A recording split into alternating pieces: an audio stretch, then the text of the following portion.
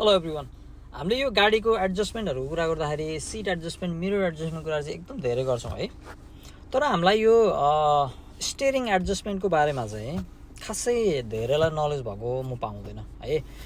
खासै यो गाडी सिक्ने बेला पनि ट्रेनरहरूले पनि खासै सिकाइरहेको हुँदैन होइन, अनि डेललाई पनि खासै आइडिया हुँदैन है। आउनुहोस् आजको भिडियोमा चाहिँ हामी यो स्टियरिङलाई कसरी एडजस्ट गर्ने भन्ने कुराको बारेमा चर्चा गरौँ।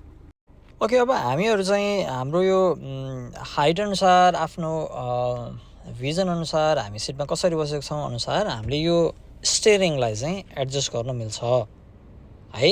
यो जे छ त्यसमै बस्नु पर्दैन।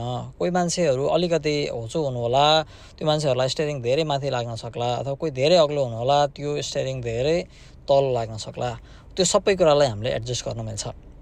सो युजली गाडीको यो स्टियरिङको लेफ्ट साइडतिर अथवा यस्तो मुनितिर यस्तो एउटा लिभर हुन्छ है, यसमा चाहिँ मुनि छ। सो वरिपरि स्टियरिङको वरिपरि कतै हुनसक्छ। सो यो लिभरलाई चाहिँ हामीले पुल गर्ने। सो अब हाम्रो के भयो, यो स्टियरिङ लुज भयो। अब यो स्टियरिङलाई चाहिँ तपाईँ आफूतिर तान्नु नि मिल्छ, तल ढकाल्न नि मिल्छ। यो स्टियरिङलाई माथि लानु नि मिल्छ, तल ल्याउन पनि मिल्छ है। अब तपाईँलाई कतिमा चाहिएको छ, लाइक यसलाई त्यो पोजिसनमा राखेर अब चाहिँ त्यसलाई लक गर्न मिल्छ है। सो यसरी चाहिँ यो लिभरलाई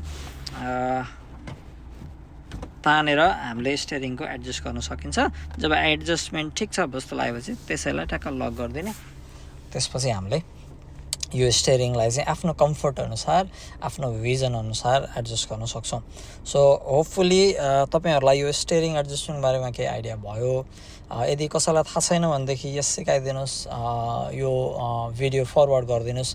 तपाईँलाई थाहा छ भने त इट्स गुड। सो आजको लागि by, will see you in next video. Thank you.